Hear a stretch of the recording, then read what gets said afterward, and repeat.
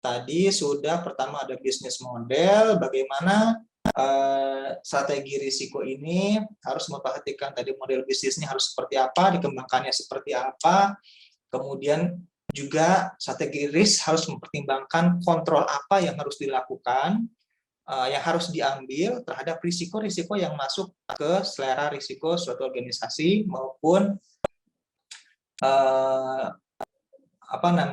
kontrol yang dimana kontrol itu harus cost efektif.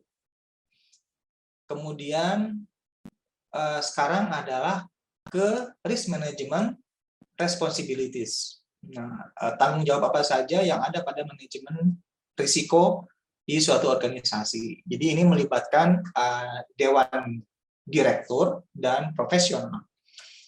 Di sini untuk directors atau dewan di sini ada eksekutif dan non eksekutif. Kalau yang dewan atau direktur eksekutif ini biasanya menjadi karyawan penuh waktu organisasi dengan area tanggung jawab tertentu. Nah, kalau yang non eksekutif ini memiliki peran penting dalam manajemen risiko dalam organisasi.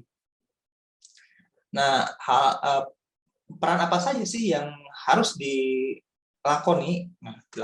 yang harus dijalani oleh direktur non eksekutif? Ada peran strategis, performance, risk, control, people, confidence, independence, dan knowledge. Strategi ini artinya apa? Secara konstruktif, si direktur dan eksekutif ini harus memberikan tantangan dan membantu mengembangkan proposal strategi. Jadi memberikan challenge dan membantu mengembangkan strategi apa saja yang harus ditetapkan oleh organisasi. Kemudian performance. Jadi si direktur dan eksekutif ini harus mengamati kinerja manajemen. Kemudian untuk risk-nya adalah memberikan tantangan challenge terhadap integritas informasi keuangan. Ya. Kemudian kontrolnya mengupayakan jaminan bahwa kontrol keuangan dan sistem manajemen risiko itu kuat dan dapat dipertahankan. Dan seterusnya hingga di sini knowledge ya, mendapatkan informasi yang baik tentang perusahaan dan lingkungan eksternal di mana ia beroperasi dengan perintah yang perlu dan isu-isu yang relevan. Mohon maaf, saya minum dulu.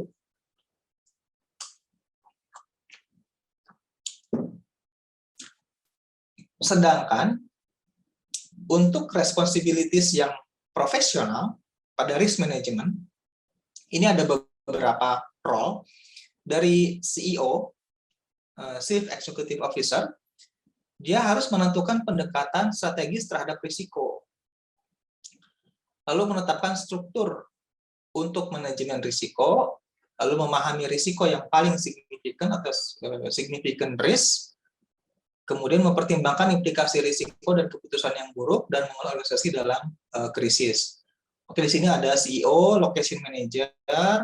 Nah, di sini untuk individual employees nih, di sini tanggung jawabnya bahwa setiap pegawai itu harus memahami, menerima, dan menerapkan proses manajemen risiko.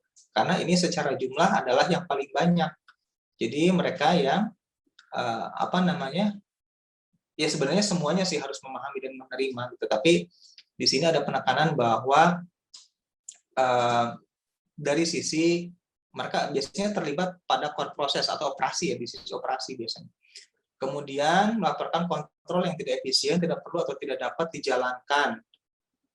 Ini mungkin ya, kalau yang saya tangkap melaporkan kontrol yang tidak efisien, tidak perlu atau tidak dijalankan ini melalui whistleblower kalau menurut saya. Dan seterusnya. Dan yang penting di sini ada risk manager. Nah, risk manager ini dia harus bertanggung jawab atas corporate learning yang harus dilakukan sehingga organisasi dapat memahami manfaat. Jadi si risk manager ini gimana caranya dia harus memberikan awareness kepada seluruh stakeholder di organisasi pentingnya manajemen risiko. Sehingga dengan adanya awareness tersebut, orang akan lebih patuh, lebih paham, dan dapat menerapkan proses manajemen risiko. Nah, di sini ada sih memfasilitasi, memfasilitasi budaya sadar risiko dalam organisasi. Nah, kemudian berikutnya, si manajer risiko ini juga bertanggung jawab untuk mengembangkan strategi, sistem, dan prosedur untuk mencapai hasil manajemen risiko yang dibutuhkan organisasi. Terkait dengan strategi, sistem, dan prosedur ini ditetapkan oleh risk manager, di mana kalau kita lihat ke bawah, kalau saya pahami dari kata peran tersebut adalah, nah, dari sisi ini ya, dari sisi ini, ketika strategi, taktik, operation, risk manager itu harus mampu memberikan masukan, ya. Dari sisi strategi harus bisa memberi masukan kepada top level manajemen bahwa setiap strategi yang diambil itu juga akan membawa risiko, di mana risiko tersebut akan berdampak pada strategi tersebut, kepada organisasi. Begitu juga di taktik, ketika di taktik, si risk manager ini dapat mengingatkan bahwa apapun yang diambil ketika menetapkan suatu proyek, itu harus melibatkan manajemen risiko di dalamnya.